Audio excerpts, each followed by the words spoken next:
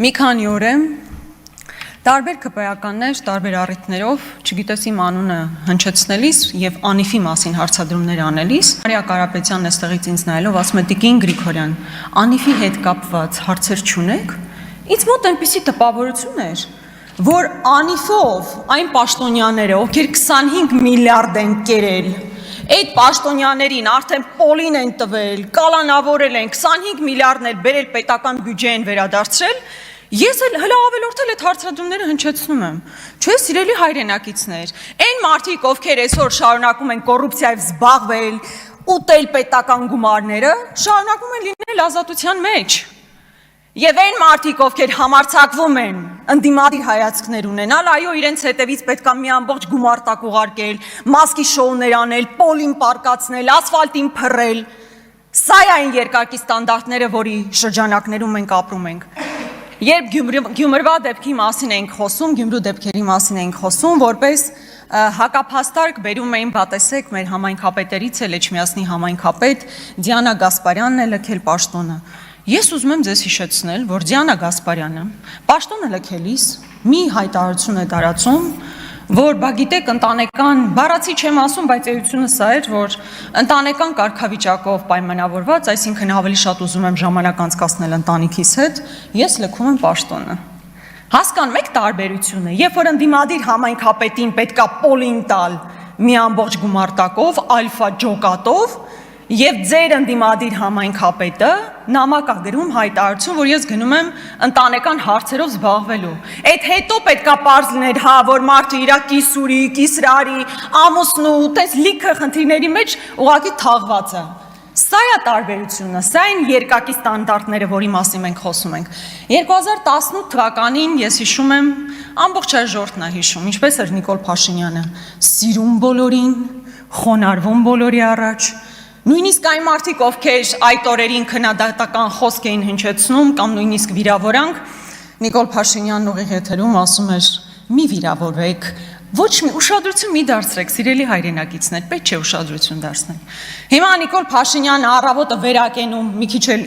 իմ կարծիքով անտաղանդ ձևով սրտի կացույց տալիս ամբողջ ժողովրդին ու ասում սիրում եմ ձեզ։ Կեսօրին հրաման է տալիս ընդդիմախոսներին նորից ասֆալտին փռել, երեկոյանն էլ ոգևորվում այն լուրից, որ կալանքը տվել են Մասիս Մելքոնյանները, Արմեն Դանելյանները եւ մյուսները։ Մենք այս քրոնիկայի մեջ ենք ապրում։ Մեր կյանքում ընդհանրապես սա է փոխվել 18 թվականին ձեր իրական սերն ու խոնարհումը ժողովրդի առաջ եւ հիմա արհեստական սրտիկները եւ մարդկանց հետապնդելը։ Մարդ լինի, այստեղ կարևորը ինչ մարդ, այլախոհ մարդ լինի, հոդվածը կգտնվի, ինչ խնդիր կա որ։ Իմ գործընկերը խոսեց, բայց ես ուզում եմ իմիջիալոց այս ամեն ինչի մասին, որ խոսում ենք, Հովիկ Աղազարյանն է կենթանի օրինակ այստեղ նստած։ Մարդը երբ որ ԿՊ ֆրակցիայում էր, ոչ քրեական գործեր էր շալակել մարդը, մի սուրբ մարդ։ Հենց դուրս եկավ, որովհետև չկատարեց Նիկոլ Փաշինյանի հրամանը, պարզվեց իր ընդհանրապես խի պետք է մենք իր անձնական կյանքի մանրամասներն իմանայինք։ Հա, ինչու պետք է այդ ամեն ինչը տեղի ունենար, մարդն իր անձնական կյանքի գաղտնիության իրավունք ունի։ Պարզվեց այդ սուրբ մարդը ամենավերջին բառերով սկսեցիք խոսել այս մարդու մասին։ Քրեական գործերը շալակած նստած է։ Այդ է տեղի ունենում, երբ որ ձերոնք հական, հա, եւ մարդը որոշում է հակադրվել։ Հաջորդը։ Տեղից մի խոսացեք։ Պարոն Աղազարյան, հասկանում եմ հաճելի է, բայց մի խոսացեք տեղից։ Երբ որ վերջերս Ռուբեն Ռուբինյանը Վարդան Ղուկասյանի մասին խոսելիս, դեռ մեղադրանքը նույնիսկ չառաջադրված, մարդը եզրակացությունը տալիս է, ասում է կաշառակեր սրիկա։ Հետո ասում է դա իմ քաղաքական գնահատականն է։ Քաղաքական գնահատական է։ Հիմա Կոչուբաևը, փաստաբան, ընդդիմադիր հայացքներ ունեցող շատ սուր բառապաշարով, ես անձնապես չէի ցանկանա նման բառապաշարով ստատուս կարդալ, բայց ամեն դեպքում քաղաքական գնահատական է տալիս։ Բայց ինչու է քաղաքական գնահատական տվող իշխանական ներկայացուցիչը հանգիստ խոսում, իսկ քաղաքական գնահատական տվող փաստաբանը ալֆա ջոկատի միջոցով պոլին պարկացվում, բայց ալֆա ջոկատը խի Ռուբինյանի հետևից չի գնում։ Նորից երկակի ստանդարտներ։ Եվ գաղտնալսման մասին մի բան էլ ասեմ, համատարած գաղտնալսում են, սիրելի ժողովուրդ, մեր անձնական կյանքի իրավունքը ամբողջությամբ խախտված է։ Յուրաքանչյուրս չգիտենք այն, որ մենք քաղաքական գործի չենք, հատկապես ընդդիմադիր ենք, գիտենք, որ մեզ գաղտնալսում են։ Միայն չգիտեմ, մեր երեխեքին էլ եք արդեն գաղտնալսում, թե չէ, մենակ այդտեղ մի փոքր կասկած ունեմ։ Համատարած գաղտնալսումներ են։ Վերջերս հրապարակվում է մի ձայնագրություն սրբազաներից մեկի մասնակցությամբ եւ գործ չի հարուցվում բուն գաղտնալսման դեպքի առիթով։ Այլ գործ է հարուցվում այդ գաղտնալսման ներքո ստացած ինֆորմացիայի առիթով։ Իմ գործընկեր Քրիստինե Վարդանյանը նշեց, երբ Վանեցյանի հետ կապված գաղտնալսում կար, այդ գաղտնալսման բովանդակությունը քննարկման առարկա չդարձավ։ Իսկ բովանդակությունն այն էր, որ ասվում էր, դատական իշխանության ուղիղ ներգործություն կա, ասվում էր ուզեք չուզեք պետքա կալանքի տակ։ Այդ հարցը քննարկման առարկա չդարձավ, քննարկման առարկա դարձավ, թե ինչպես է տեղի ունեցել գաղտնալսումը։ Այս դեպքում իշխանական ներկայացուցիչները գալիս ու ասում են, դե մենք ինչ գիտենք ով է ձայնագրել, այն որ իրենց իշխանական մամուլով ա դա գնացել, հեչ կարևոր չի, իրանք ուղղակի չգիտեն, թե ինչպես է դա ձայնագրվել, իսկապես սիրելի ժողովուրդ, ուշադիր եղեք, Big Brother is watching you, ինչպես ասում են։ Հաջորդը ես անպայման իհարկե շատ թեմաներ եմ առանձնացրել, բայց ոնց հասկացա ժամանակս չի երիքում, բայց ուզում եմ պարտադիր խոսել նաև եկեղեցու մասին։ Սիրելի հայրենակիցներ,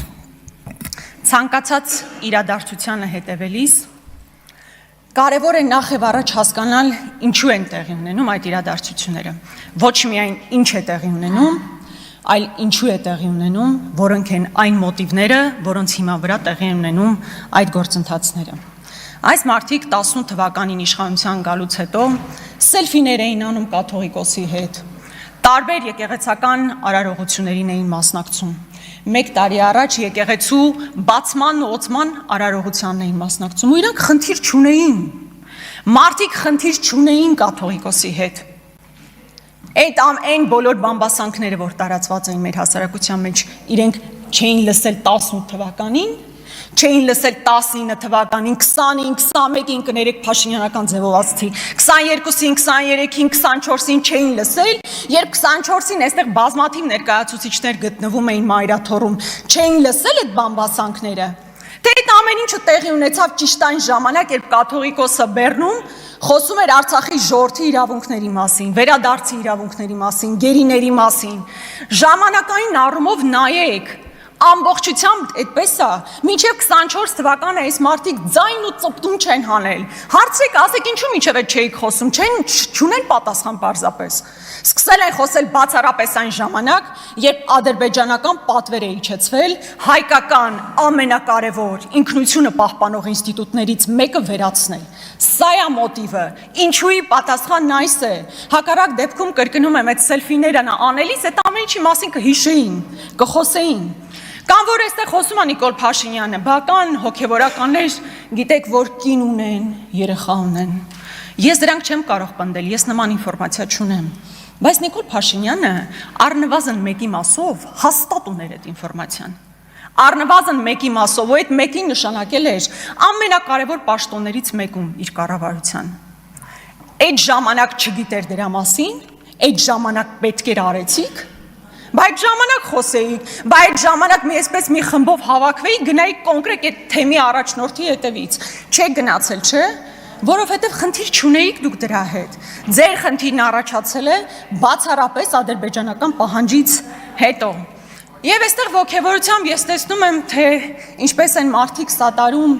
մի կարգալույց հոգևորականի, ում քաղաքական իդեալը Կադիրովն է։ Եթե ձեր բառապաշարով խոսեի, մի փայլուն ռսաս դրուկ, բա գնացեք, այո, գնացեք Կիրակի օրը, կարգալույց եղածի պատարագին մասնակցեք, Կադիրովի անունով կերթվեք, չմոռանաք, բայց սա իսկապես ողբերգություն է։ Որտեղ հասել է ձեր ձեռքը, ապականել եք, քանդել եք, ավիրել եք։ Հազարամյակներով հայերով բնակեցված Արցախում այսօր մարդ չի ապրում ձեր արկածախնդիր քաղաքականության հետևանքով։ Հիմա էլ 1700-ամյա եկեղեցին ուզում եք քանդեք։ Դա է ձեր ոճը, դա է ձեր ձեռագիրը։ Քանդել ցանկացած բան, որ հայկական ինքնության մասին է, հայ ժողովրդի պահպանման մասին է, սա եք դուք։ Ու 18 թվականին սիրո եւ հանդուրժողականության մթնոլորտ հաստատելու ձեր խոստումներից 7 տարի հետո Ամենուր թշնամանք է, եղբորը հանել եք եղբոր դեմ, հոգևորականին հանել եք հոգևորական եղբոր դեմ։ Սա է ձեր ձեռագիրը, բայց ուզում եմ վստահաբար ասել, 1700-ամյա եկեղեցին մնալու է, դուք գնալու եք։ Շնորհակալություն։